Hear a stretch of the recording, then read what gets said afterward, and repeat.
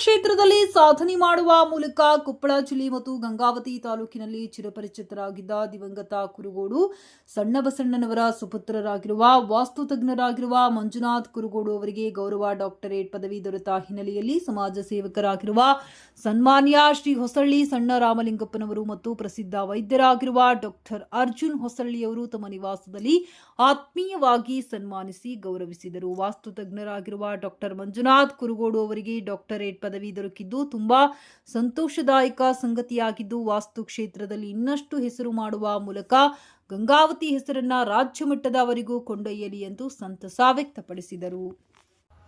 ನಮ್ಮ ಮಂಜುನಾಥ್ ಕುರುಗೋಡು ಇವತ್ತು ಒಂದು ಅಂತಾರಾಷ್ಟ್ರೀಯ ಸಂಸ್ಥೆಗಳ ಜೊತೆಗೆ ಒಂದು ಉನ್ನತ ಮಟ್ಟದ ವಿಶ್ವಮಟ್ಟದ ಒಂದು ಅವಾರ್ಡ್ ತೊಗೊಂಡಿರೋದಕ್ಕೆ ನಮಗೆ ಬಹಳಷ್ಟು ಖುಷಿ ತಂದಿದೆ.